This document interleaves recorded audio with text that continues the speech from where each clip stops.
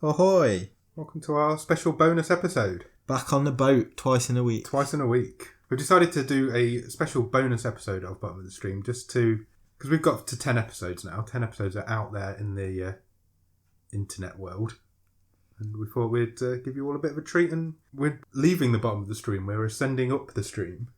Yeah, so we're not confining ourselves to unknown stuff here, are we? No, this is going to be us telling you who we are by the films that we love.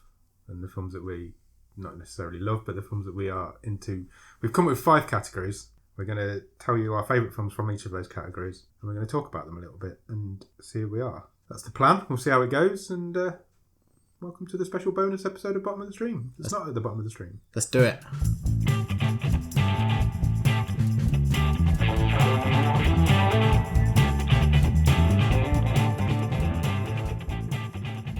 So the first category that we've given ourselves is a film that is on Netflix. All these films are on Netflix. Everything we talk about is on Netflix. Yeah, so that's the rule. That's the rule. Every film in every category has to be on Netflix. Yeah. That's rule number 1. So there's loads of films we like or don't like. Yeah. That are not on Netflix, but they don't count. Disqualified from this competition. And we are also disqualifying any film that we have already reviewed on the normal episodes of the podcast. Any of the 10 films that we've seen on Bottom of the Stream are not worthy. No. Because we are not at the bottom of the stream for this particular episode. So the first category that we've decided to do is films that describe who you are as a film fan. So, Nick, would you like to go first? Yeah, so... How did you... Are you going to ask me how I took this question? Yes. Was it a deliberately... That's exactly what I was about to say. How did you take this question? Was it a deliberately quite an open... Yeah, I left it quite open because the idea is to tell our listeners and our fans, in inverted commas now, who we are. So I need you to describe who you are by using the name of a film. The Big Lebowski Nice. is on Netflix. Is it really? I didn't even know that was on Netflix. And I love that film. Yeah, I know you do. And it's just so quoteable. It reminds me of just hanging around with my friends, watching it. We used to watch at it quite uni. often, I think. And yeah, guys, friends at uni, other friends out and about. How many times do you think you've seen it? A lot. Really? I think I've watched it 2 or 3 times with you. So I don't know. I don't know. Wouldn't even like I to want to guess. say 25, Wow. 50, 25. Over 25, I would say. A lot. But not even just like specifically I'm going to watch it. Yeah. If it's on, it stays on. Yeah. It's always something that goes on in the background whilst I'm, I don't know, doing a bit of work, Yeah, it's just one of those things that you can put on and you know it off by heart now. Because you kind of tune into, it's this bit's coming up. Yeah. I can literally talk along with it. I think that's a great choice for you. I think that film would be how I'd describe you as well. So that's an interesting one. I'm not saying in any way am I like You're not the dude. or Donnie or anyone in there. Did you like the reference in the recent Avengers film? Yes. Yeah, I thought of you when he did that. In fact, I went to see the Endgame with my wife. Yeah. And Thor walked on. He's got his cardigan on. He's got his sunglasses on. I turned to my wife and said, "He looks like the dude." Just before Tony Stark went, All right, Lebowski. All right, Lebowski. So yeah, You spoke in the cinema. That's not on, man. I know, but it was Lebowski related. So Okay, cool. So yeah, I'm happy with you saying that. I think that does describe you quite well as a film fan, who you are. That's the sort of film you like and what you're into. how about yourself, Adam? I, for this one, struggled. But ultimately, as soon as I saw this film was on Netflix, it had to be Carrie. Oh, okay. Because you know how much I am a Stephen King fanatic. In the very next room to where we're sitting now is every single Stephen King book ever written in order. And Carrie just... He's only got one copy of each. He's not got like all the books. It's not all the books he's ever written, but Carrie means a lot to me because I remember watching Carrie when I was very young. So Carrie came out obviously before I was born, and it scared the living shit out of me.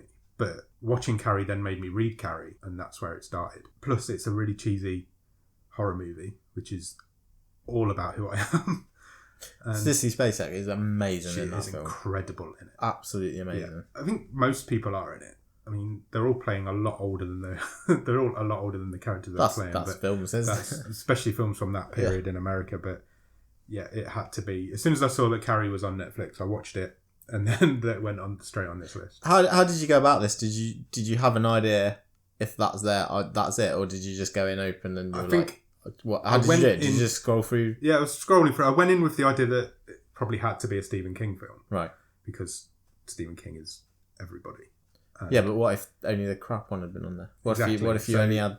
I went looking for. Is it Dreamcatcher? Is that a rubbish one? Yeah, Dreamcatcher. You've Is got that to one give with a bit of- butt aliens? Yeah. Yeah.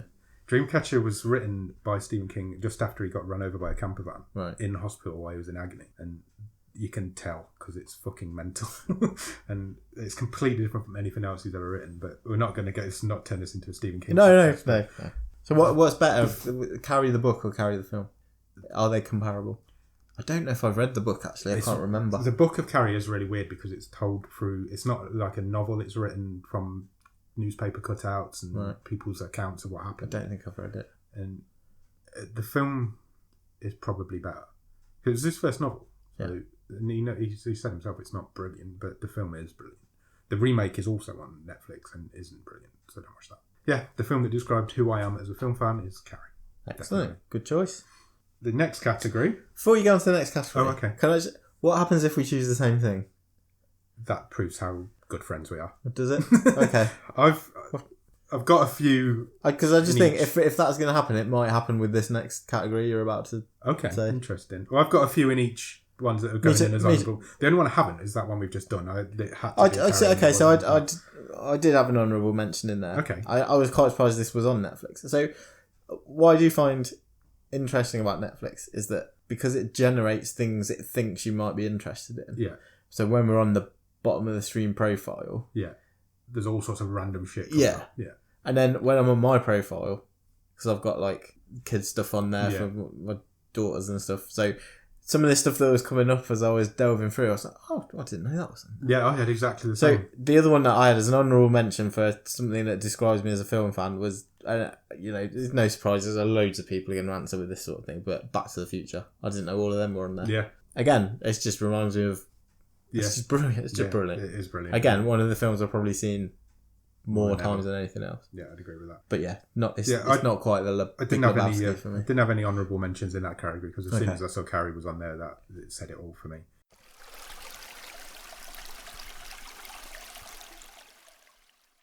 So the next category that we've done is a film that you loved from before you were 10 years old. Now, we are both 38 years old. We were both born within 2 days of each other in 1981. So we're looking for films between 1981 and 1991, which I imagine means we're going to be talking about 80s films for the next 10 minutes. Yeah, sure are. Excellent. What film did you pick as a film that you love from before you were 10 years old? The Goonies. It's exactly the same film that I picked. Oh, we should have said it at the same time. The fact that The Goonies is on Netflix is brilliant because The Goonies is the quintessential 80s kids film and there is nothing better on there. It's brilliant. Again, it just takes you back. Yeah, The soundtrack's amazing. everything's amazing about The it. music's great. It's really evocative for me. Yeah. If you haven't seen The Goonies, what are you doing with your life? Go out there and watch The Goonies. Turn this podcast off now and go and watch The Goonies. It's really weird because I do occasionally run into people of similar age to myself, either people I already know, friends, or Yeah. just because films come up in conversation while you're making small talk or whatever. And occasionally it does come up and someone will say, oh, I've never seen The Goonies. No, it's I know- mental. It was always on TV that much. Yeah. And I think pretty much all the VHS out that Yeah. I had. I just can't get my head around that it's something like that is not popped into your consciousness No, at some it's point in how- the last How 30 have you years. grown or- up? Even if you're young, how have you grown up without watching The Goonies? It's always been on TV, like literally every few months yeah. for the last 30 years. Quite rightly. On a Sunday tea time. Yeah.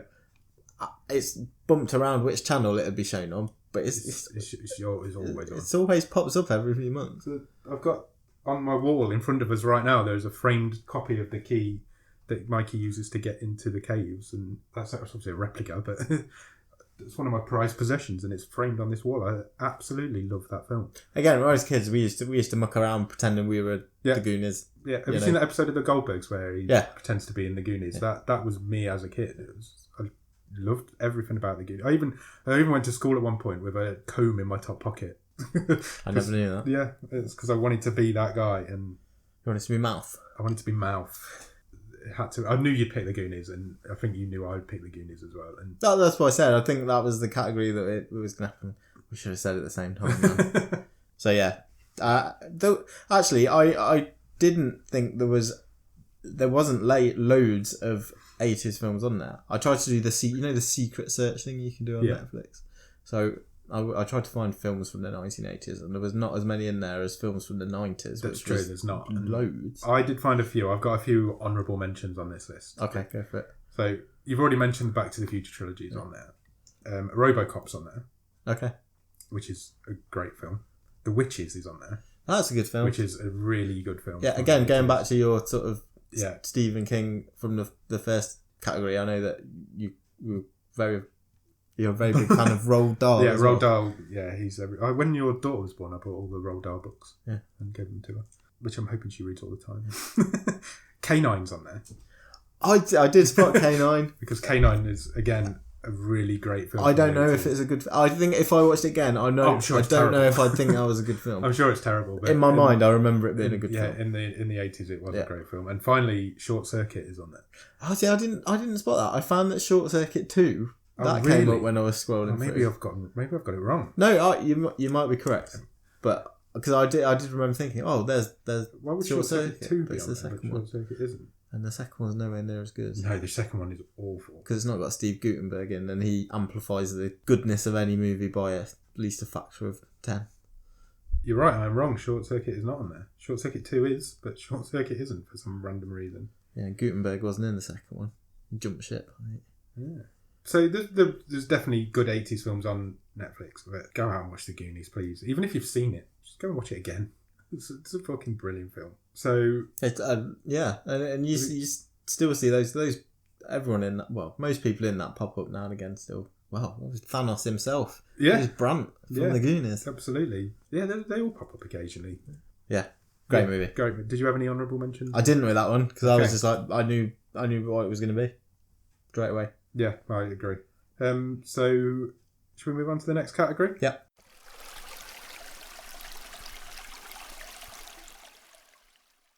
The next category is a bit more negative. We've decided to go for a film that you wouldn't recommend to anyone. Now, obviously, Sierra Burgess as a loser should be top of this list, but we've disqualified it as we've talked about it before. But don't watch that film. I'm saying it again. We spent 40 minutes talking about we've already that talked one. about that. I'm not going to talk about it again. Go and listen to episode 6 if you... There are films on there. I found this really difficult because I'm quite a positive person when it comes to films. I pretty much enjoy most things. And I found this really difficult. And then a film popped up and I thought, I fucking hate that film. So I'm going to put it out there. Yeah. The World's End. That is terrible. It's an awful film. So just remind people if they're not familiar. So what The World's End is the third film in the Cornetto. I think they call it the Cornetto trilogy behind Shaun of the Dead and Hot Fuzz. Yeah. Which I also don't like Hot Fuzz. Hot Fuzz is good. Whatever. It is. Hot Fuzz is good. I have an issue with Hot Fuzz, but I'm not getting into that. But The World's End, me and you went in the cinema to watch it. Yeah, with our friend Wayne. Yeah, with Wayne. And all three of us hated it. I can remember being terribly disappointed because I love Shaun of the Dead. Yeah. I really like Hot Fuzz. Yeah. And this was garbage. It was garbage. I've watched it again recently. Yeah. So I Still watched garbage. it. Yeah, it's terrible. They tried to swap. I'm going to catch a lot of stick for this, I think. I think we both are because it's one of those films where people think it's really good because it's related to Shaun of the Dead. But you watch this as a standalone film, it isn't a good film. No, they tried to switch sort of the buddy relationship, didn't they, between Nick Frost and Simon Pegg? Yeah, Nick Frost became the straight man and Simon Pegg became the comedy actor. Yeah, as sort of... It crashed and burned. It was not a good film. It isn't a good film, and I really... It's not funny. And that I loved Spaced, where they all came from. Yeah. I even Paul, which isn't from Edgar Wright, their directing mentor, but Paul's a good film. They're good films, and even something like that. Some of Simon Pegg stuff is in his own, like Run Fat Boy Run. That's all right. Yeah. World's End is bad. It's the shits. Yeah. It's the drizzling shits. So that's a good choice. I went with that because as soon as I seen it was on there, I was like, I fucking hate that. Yeah. It's so overrated, and it's only overrated because of the two films that it's related to. So yeah, the film that I would not recommend you to go and watch is The World's End. So I find this really easy. Oh, really? Yeah. Yeah. You're a lot more negative person than me. No, I don't think I am. I've got 4 films on here. Wow. And I'm just going to, as I talk, I'm going to decide which is going to be my official choice. Okay, go for it. A couple of them are kids' films. Right. Because, I say, I've got 2 young daughters, so Yeah. Sometimes stuff just goes on. It's for the kids. Just to keep them entertained. And there's some that are quite good. There is some real bad ones. So I'm not going to choose these. So these will be a couple of honourable mentions, I think. So really randomly, my oldest daughter, she's 5, and I can't choose this one because it's just gone off Netflix. Oh, really? So, but I think it's probably the thing that's been watched the most on our Netflix account. Oh, she's really disappointed that it's gone off? Yeah. Oh, dear. So she's asked us to try and find the DVDs. Okay. So it's Three Ninjas Kick Back. Okay. It's not even the first one, it's the second one. So it's from like the mid-90s. Right. She loves ninjas, martial arts. Yeah, she does. That is true. She beat me up last time I saw her. This is an awful film. Really? It's really cheesy. I can't say I've seen it. Really she has never made me watch it. It's about the three brothers. They go over to Japan and foil a evil criminal ring, and they play baseball in between, and it's not funny. It's really bad. Okay. It's really bad. And partly I hate it because it's been on in my house about 300 times. Wow. And they've took it off. Gutted. I've just looked up on Amazon as you were talking. You can buy the trilogy box set on DVD. Right. But it will cost you $28.99. Wow. But you cannot buy the DVD on its own. Oh, so they're not even in. If you're going to treat her, you're going to have to pay $28.99. I'm pretty sure Hulk Hogan's in the third one. Is he really? I think so. Interesting. I think so. I think he's like the villain. It's £2.49 on Amazon Prime. Okay. But you can only watch it once. We don't cover that, so. That's true. We don't. That doesn't even exist. Spit on Amazon Prime. And the other one that I've got from a sort of kids movie is a film called 9 Lives, which is it's kind of a talking cat film. Oh. And it's got quite a few big names in it. As in like live action talking cats? Yeah. Okay. Yeah. It's like Look Who's Talking, but with cats. Kind of. So Kevin Spacey's in it. Oh. Yeah, I know we're on dodgy ground already. Wow. And it's basically a bit. It's a bit like it's a combination of Look Who's Talking and Big. So he's this. That sounds incredible. It's terrible. He's like this big shot executive. Yeah. He befalls an accident and his body ends up in hospital and his consciousness ends up in this cat. Oh right, you're really selling this to me. I really want to see it. If it hadn't got Kevin Spacey in it, anyway. All the terrible things that Kevin Spacey has done, and this is one of them. I don't know if that compares, but okay. It's really that bad. It's not good. Okay. It's garbage. Do the kids like it? It's been on a couple of times, I think. I mean, they're like cats, so True. They're not aware of Kevin Spacey generally, I don't think. But anyway, so there are a couple of honourable mentions. My other honourable mention is a film you made me watch. Okay. I found it intensely disturbing and uncomfortable, and I didn't like it one bit, and that was Clown. Oh, really? Yeah. Clown's fucking weird. Yeah. Clown is weird. So that is my other honourable mention. So Clown is where... I didn't realise you hated that as much. It is a weird film. But I just like the whole idea of it. It's not nice. No, it's not. So there's a guy... He books... he tries to book a clown for his son's birthday party, doesn't he? Yes, and he doesn't turn up, or he cancels. Yeah. So he goes to... He's looking for... He decides, I'm going to be the clown. Yeah. And he goes to this weird, creepy costume shop. Yeah. Gets this clown suit. Yeah. Puts it on. Yeah. Can't take it off. Never take it off again. And he slowly turns into like this horrible... Deteriorates into this murderous clown. Oh, it's creep me out. It is creepy. It is proper weird. That's interesting. I wouldn't say I hated it, but... No, I didn't say I hated it. I made you watch it either. I think we watched it for the first time together, so I don't think you this category is not hate it, so I would not recommend it. Yeah, true. Okay. I wouldn't recommend it. No, I wouldn't watch it again, I must admit. But anyway, they're honourable mentions. They're just your honourable mentions. What is your top one of those then? I would not recommend this film to anyone. Okay. Mamma Mia. Oh, I didn't even know that was on there. I've never seen Mamma Mia. I never want to see Mamma Mia. I hate everything about it. I hate ABBA so much. Me too. I absolute passion. Stand those songs. How many times have you seen it? I once watched this film twice in one day. What? Wow. You said that like you were at some sort of Alcoholics Anonymous meeting. I am Nick and I'm an alcoholic. I've watched Mamma Mia twice in one day. Why? I think it was the Christmas back in 2008 or whenever Mamma Mia came out, and we were on the in-laws for Boxing Day. Yeah. And my father-in-law had Mamma Mia as a present. Because he's well into ABBA. Yeah. Yeah, I remember that. I remember that fact coming out. And I think we watched it after dinner and played a couple of games, and then And watched it again. I think I'd gone out of the room or something and came back in and Mamma Mia's on again. Oh, And that's they not were a good just looking Christmas. at me like it's the funniest thing that's ever happened. No, I'd have gone home. I'd have spent Christmas on my own. I think I thought about a divorce. Are you going to catch some stick from your wife for this? Is she a big Mamma Mia I'm not fan? sure she'll listen, so... What do you mean? She must listen. She doesn't listen. No, with she's the fairly notion. ambivalent about Okay, the film. that's fine. One way She's or not one of another. those people that absolutely loves Mamma Mia. No. Good. She's gone up in my estimation. That's But she was it. down in them anyway. Mamma Mia. Horrible. Okay. Yeah, I agreed. That is a terrible film.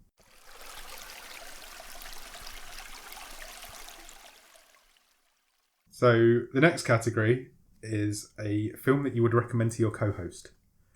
Now, so You a go. film I I've think got to there's a recommend- couple of ways you could have taken this, so go on. So basically, it's a film. I don't know if you've seen it. I don't think you will have seen it, and it's another Stephen King film. Okay. So I'm putting it out there. There's a film of Gerald's Game Right. on Netflix. Have you read Gerald's Game? I have read it, Have you and I seen the have film? not seen it, but I have heard it is very, very good. So Gerald's Game I read on holiday one year, and it blew my mind because I'd not heard of it. So as I've said earlier, I'm a massive Stephen King fan, and it slipped my consciousness. I had no record of this book even existing. And so I read it in a couple of days, and it instantly went as probably my favourite Stephen King book, aside from the Dark Tower films, their books. And then I think it was last year or the year before, Netflix released this Gerald's Game film, and it's The brilliant. Netflix original. It is a Netflix original, and it's brilliant. What's the premise of Gerald's Game? Just So for people who Gerald's Game aren't sure. is about a middle-aged married couple who go on a vacation to a lodge in the middle of nowhere to try and rekindle their marriage. And they get down and dirty on the bed. He chains her to the bed with some handcuffs, and then he has a heart attack and dies. So she is in the middle of nowhere, chained to a bed with a dead body next to her. It's a great idea. It's a for great story. idea for a book. Yeah. And the book is, if you've not read the book, it is fucking good. And the film, it really works. So she starts to go, obviously, as you would, she goes a bit crazy. She starts imagining noises she can hear outside and wolves and all sorts of stuff. And she starts to slowly lose her mind, and it's about her descent into craziness as she gets tied on this bed. And it's quite dark. The film isn't as dark as the book is, but I definitely recommend it to you. If you've not seen it, which you haven't, go out there and watch it, because honestly, it's really good. Yeah, I will get As to a that. Stephen at some King point. adaptation, because Stephen King's probably renowned for really good books and not the best adaptations of his books. I think it's fair to say there's a mixed batch of... Yeah, some of the best films ever Films made are based Stephen on King his- films, and some of the worst films ever made are Stephen King films. You think of things like The Shawshank Redemption and The Green Mile. Stand By Me. Stand By Me are great films. I even looked to see if Stand By Me was on Netflix, and it isn't. But then you've got, at the other end of the scale, some really Dreamcatcher, like you say, is some really, really shocking films. And we haven't even mentioned The Shining. The Shining's probably the greatest film. Yeah, so Gerald's Game sits right in the middle. It's a good film. It's a good adaptation of the book. It's probably not as dark as the book, as I say, but I would recommend that you go and watch it. Excellent. So, you've been very nice to me there. You're going to be horrible to me. You're not going to recommend I watch Mamma Mia, right? No. Good. No, but in hindsight, can I change my choice? No. It took me. This was my most difficult one because I thought you've probably seen most of what I would recommend. I thought I would recommend something just because I'd be really interested. / I'd find it hilarious to recommend something that you'd probably hate. Okay. So I think you should watch. A film I would recommend to you would be R.I.P.D. Rest in Peace Department. What is R.I.P.D.? I don't think I've ever heard of that. So it was an absolute box office bomb. Right, okay. And- Good, that's what I like. It stars Jeff Bridges, Okay. who again seems to be a recurring theme here, and Ryan Reynolds. They are two dead police officers, and this is all set in the world of... So everyone's dead. Yeah. And they have to hunt down dead criminals. Well, this sounds incredible. Doesn't it? I think it absolutely bombed, and it was critically absolutely panned. Yeah. I watched it at home and I thought it was actually pretty fun. I'm definitely going to check that out. That sounds alright on my street. So it's a bit... Cause it's kind of like part Men in Black Yeah. and part Wild Wild West and just Will Smithy type. I wonder if Will Smith might have been attached to this at some point. It sounds like that sort of thing. It does sound like that sort of thing. Yeah, buddy cop / Men in Black type thing. The makeup was good, special effects good. It is crap. Yeah. I'm not saying it's a good film, but I don't understand why it's like it's the sort of thing huge box office bomb. And so you probably know about my film taste more than anybody else. Would you think I'm going to enjoy it? I'm not sure. That's why I'd like you to watch it because well, I'll watch it. I thought it was quite fun, but I think you might. I don't know if you have the patience. Okay. I do like in your face B movies and disaster movies. So okay, I'll go for that. I reckon what we should do, we should both go and watch those films, and then we'll briefly discuss them in a future podcast. Report back at some point later. If we did enjoy them or not. I had another one on there. Okay. I think you've probably seen it, but it might be so far back in your memory. But it might pique your interest. Go for it. And I can't actually remember if it's any good, but it's got a really good gimmick. Okay. And it's a 90s film called Nick of Time with Johnny Depp. I don't think I have seen it. So it's played out in real time. Yeah. So it's like 24. Yeah, Okay. but kind of 24, but way before 24. Yeah. So he's a average Joe in the wrong place at the wrong time, and he's got to. I think this is like a hostage situation. I've not seen it for years and years, and he's got an hour. Yeah. So the first half hour is setting up this situation, then he's got an hour to help find this girl, and it plays out in real time. And it's completely ridiculous, but it's quite an interesting little gimmick. It's like mid-90s. Oh, check that out as well. So I nearly picked that one, but I was like, I'm pretty sure you must have come across that at some point. No, which is unusual because I really like Johnny Depp. I think it was in his fallow period, Yeah, so he sort of wasn't really doing anything. after Edward Scissorhands and before his megastar of Pirates of the Caribbean and all that stuff. So I got into an argument about Johnny Depp today. Somebody told me at work that they thought he was awful and that he's never made a good film. Since Edward Scissorhands, he's never made a good film. Oh, well, that's not true. It's not true. He has his faults. He does, yeah. He's not Spacey level, but he's, you could say he has relied on certain roles and... Yeah, but he's a character actor and he's Yeah. really good at what he does. I mean, he has made some stinkers, but he's also made some excellent films. And to say he's not made anything good since Edward Scissorhands is balmy. Yes, that's false. Yeah, it's false. That person's an idiot. If you're listening, you know who you are. You're an idiot.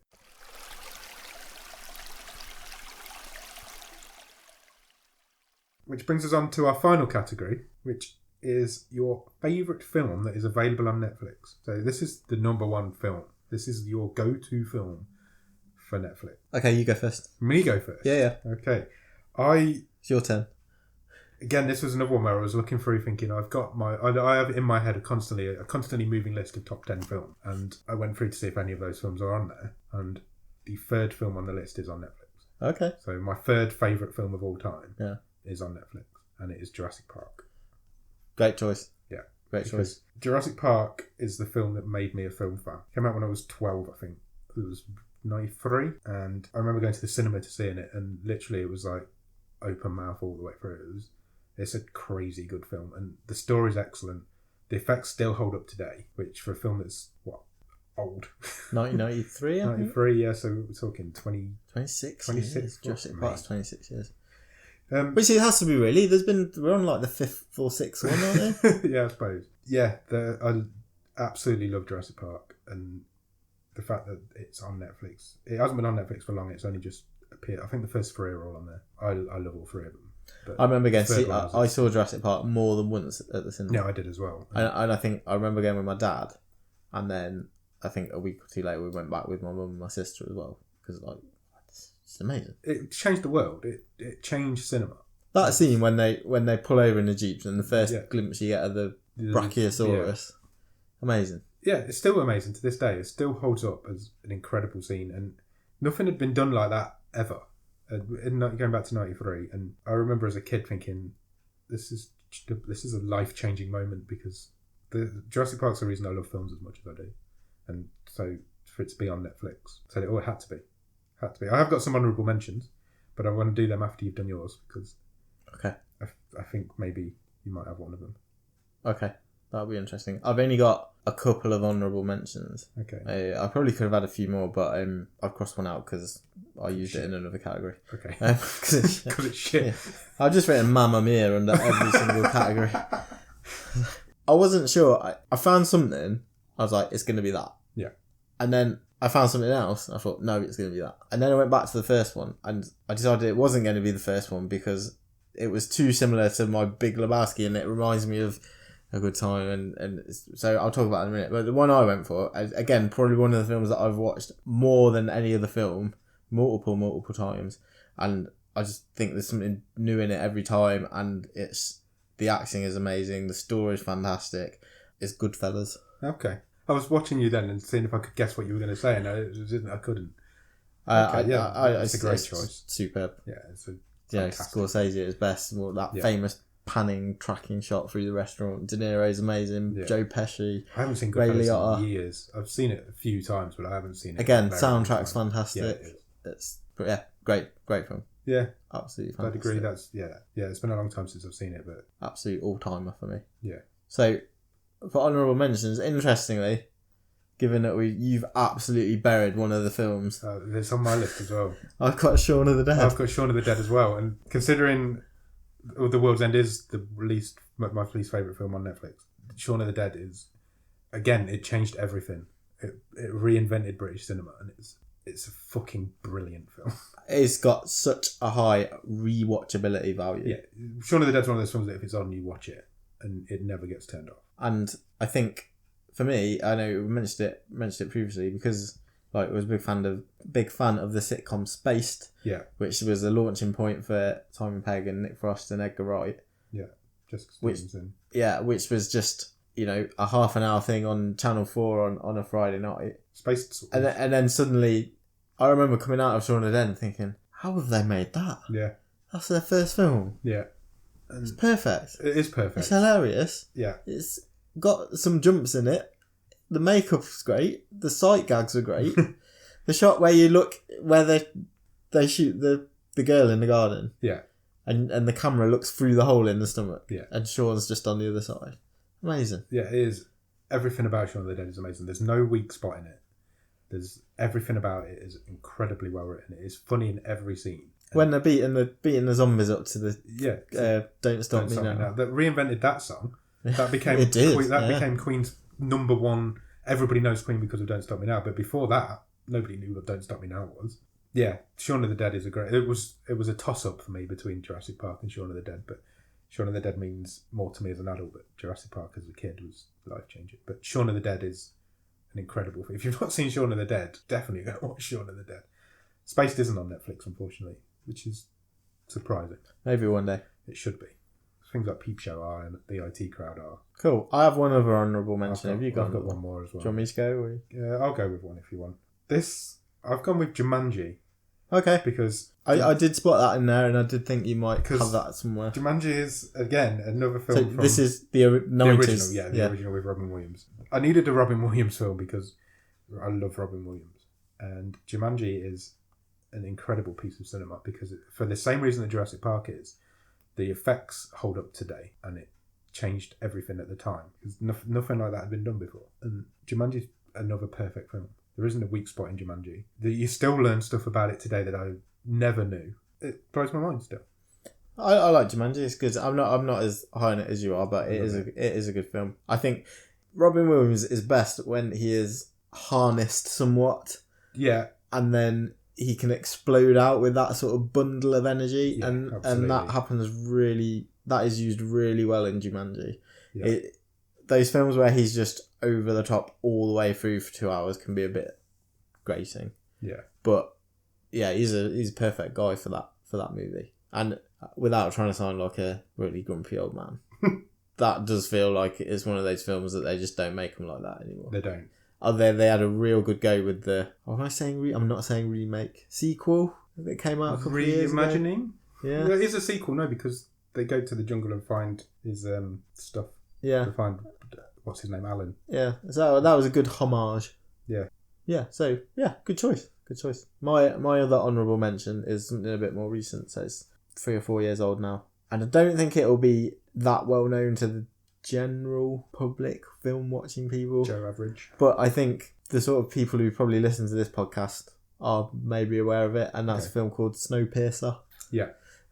Which is a Korean film starring Captain America. So Chris Evans. That's a very recent addition to Netflix. Is it? Yeah, it was. I didn't know how long it's been on there, but I did find it during this It search. was never released in the UK, Really? and this is its first release in the UK. Oh, I didn't know that. There you go. Good Facts fact. for you. So Snowpiercer is basically we're in a dystopian world, and a portion of the surviving population of the planet is on this huge train, which constantly just crisscrosses the globe. It can't stop. You can't go outside because there's wolves and radiation. All sorts of shit going on outside. Yeah, you can't live outside. And this class system has developed in the train, so you've got the poor plebs at the back. They're getting fed like gloop and Good word. The classes increase as you go all the way to the front, and then there's this mythical driver / creator at the front, and it's about how these these lower classes rise up and start fighting their way through the train.